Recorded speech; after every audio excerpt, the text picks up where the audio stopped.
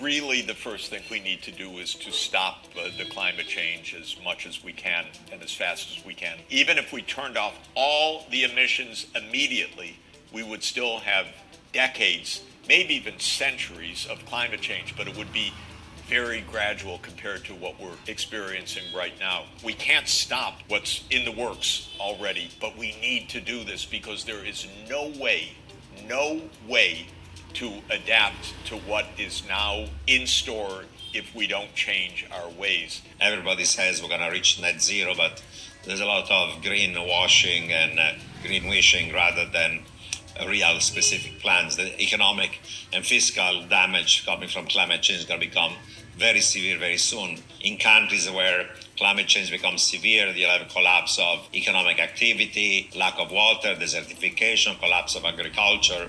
Growth is necessary in order to meet our environmental goals.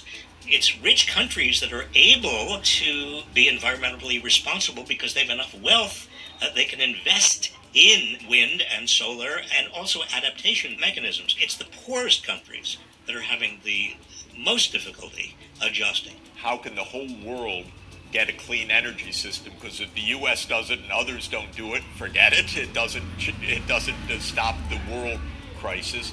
How can we help to ensure that we don't destroy the oceans, the fisheries, or the rainforests, but still have economic development? Because a lot of those fragile ecosystems are in places where there's still a lot of poverty. We are incorporating climate risk into our modeling and into our forecasting. It is starting to impact our longer-term economic projections. When I say long-term, more than a year or two.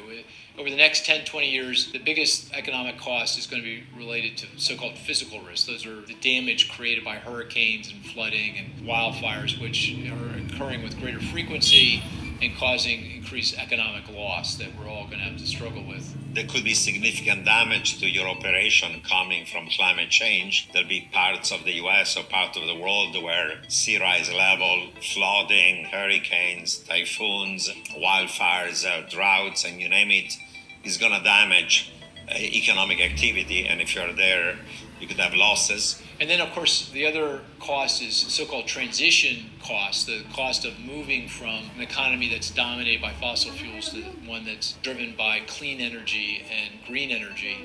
And that's a cost. You can see that the Inflation Reduction Act is an effort to provide tax credits to promote that transition, but that's a cost to taxpayers. It's not like something that's going to drive the economy off the rails at any given point in time.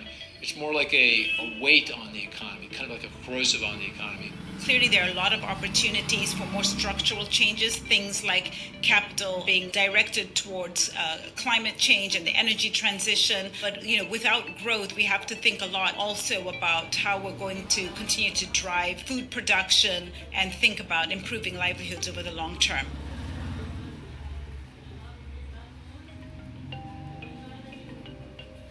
Most businesses get the idea, we've got to go green, that's the direction of change, climate change is dangerous.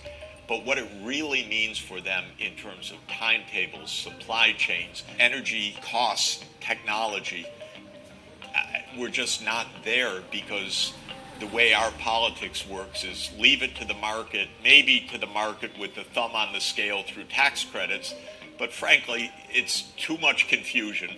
Not enough guidance. And of course, over time, fossil fuels are going to become expensive. You want to switch and to be efficient from that point of view. And there'll be pressure from stakeholders and society, of course, to do that green transition. So everybody, individuals have to be involved, businesses, firms, and corporations have to be involved. And of course, the government and countries have to be involved. Unfortunately, many of the commitment to net zero done by many businesses or even financial institutions are more like corporate PR rather than real plans. We need to bring communities, workers, public and private institutions together to create value in a more collective, better way that's purpose-oriented, solving climate problems, solving all the sustainable development goals that every country has signed up to, and the how really matters. We want to understand how we have all these new technologies which are very disruptive in the economic sense. They change jobs, they change the way the economy works.